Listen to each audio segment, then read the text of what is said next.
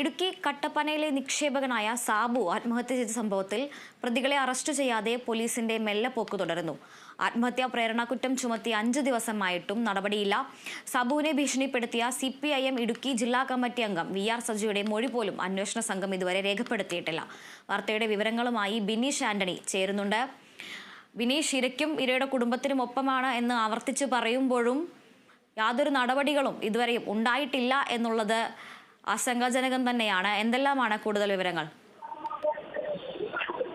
അതുല്യ, തീർച്ചയായും ഇരയുടെ കുടുംബത്തിലെ ഒരു നീതി കിട്ടണമെന്ന് തന്നെയാണ് കഴിഞ്ഞ ദിവസം CPIM-ന്റെ ജില്ലാ സെക്രട്ടറി CV വർഗീസ് എല്ലാം തന്നെ വ്യക്തമാക്കിയത്.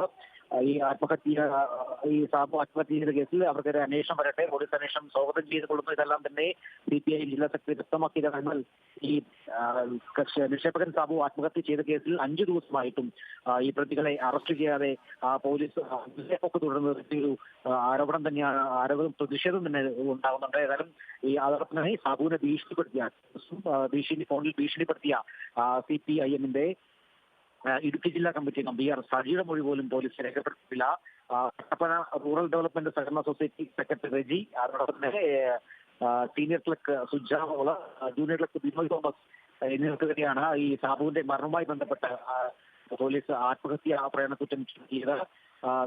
വ്യക്തമായി ഈ സാബു ആത്മഹത്യാ കുറിപ്പിൽ എഴുതിയിട്ടുള്ളത് എങ്ങനെയായിരുന്നു, തന്റെ മരണത്തിന് ഉത്തരവാദി ഇവർ മൂവരുമാണെന്ന് സാബു ആത്മഹത്യ കുറിപ്പിൽ വ്യക്തമാക്കിയിരുന്നു. ഏതായാലും ഇവർ ഈ 3 പേർക്കെതിരെ കേസ് എടുത്തതിനെ തുടർന്ന് മൂവരും ഒളിവിലാണെന്നാണ് പോലീസ് പറയുന്നത്. മൊബൈൽ ഫോണുകളും സ്വിച്ച് ഓഫ് ആണ്.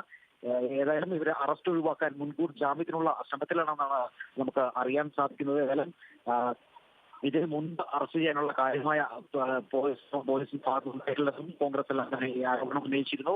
ഏതായാലും കേസിലെ മൂവരെ മൊഴി രേഖപ്പെടുത്തിയ ശേഷമാണ് ഈ പ്രതിപട്ടികയിൽ ബാങ്കിലെ മറ്റു ജീവനക്കാരുടെയും ഭരണസമിതി അംഗങ്ങളുടെയും മൊഴി പോലീസ് രേഖപ്പെടുത്തിയിട്ടുണ്ട്. അതോടൊപ്പം തന്നെ CCTV ദൃശ്യങ്ങളടക്കം പോലീസ് ശേഖരിച്ചിട്ടുണ്ട്.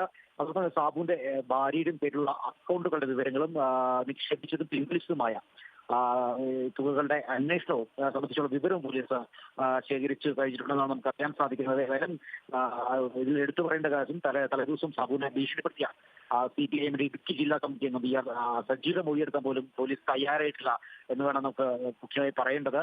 ഈ സജിയുടെ ഭീഷണി സന്ദേശമെത്തിയ ഈ സാബുവിന്റെ ഫോണും ഫോറൻസിക് വിദഗ്ധർ പരിശോധനയ്ക്ക് അയച്ചിട്ടുണ്ട്. ഏതായാലും ഇതിൽ നിന്ന് ലഭിക്കുന്ന തെളിവുകൾ കിട്ടിയ ശേഷമായിരിക്കും ഇനി സജിക്കെതിരെ കേസെടുക്കാൻ പോലീസ് മുന്നോട്ട് പോകുമെന്നാണ് നമുക്ക് അറിയാൻ സാധിക്കുന്നത്. ഏതായാലും ഈ 5 ദിവസമായിട്ടും ഇത്തരത്തിൽ കേസിന്റെ ഒരു മെല്ലെപ്പോക്ക് വലിയൊരു പ്രതിഷേധത്തിൽ തന്നെയാണ് ഇടയാക്കുന്നത്. കാരണം ഒരു നിക്ഷേപകൻ ഇത്തരത്തിൽ ജീവനൊടുക്കിയ കേസിൽ വലിയൊരു ദുഃഖം തന്നെ പലരും രേഖപ്പെടുത്തിയിരുന്നു. വലിയ പ്രതിഷേധങ്ങൾ ഉടലെടുത്തിരുന്നു. BJP, കോൺഗ്രസും വ്യാപാരികളടക്കം പ്രതിഷേധവുമായി രംഗത്തെത്തിയിരുന്നു. എന്നാലും ഈ 5 ദിവസമായിട്ടും ഇവർക്കെതിരെ ഒരു നടപടി പോലും, അത് ആത്മഹത്യാ പ്രേരണം ചുമത്തി കേസെടുത്തിട്ട് പോലും ഇവർക്കെതിരെ ഒരു അറസ്റ്റ് പോലും രേഖപ്പെടുത്താൻ പോലീസിന് കഴിയാത്തത് വലിയൊരു പ്രതിഷേധം ആരോപണങ്ങൾക്കും വഴി തെളിച്ചിട്ടുണ്ടാകില്ല.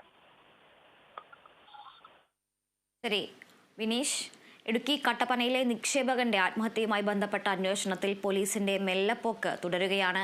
ആരോപണ വിധേയനായ CPM നേതാവിന്റെ മൊഴി പോലും ഇതുവരെ രേഖപ്പെടുത്തിയിട്ടില്ല എന്നാണ് ആക്ഷേപം. വാർത്തയുടെ വിശദാംശങ്ങൾ നൽകുകയായിരുന്നു ഇടുക്കിയിൽ നിന്നും ബിനീഷ് ആന്റണി.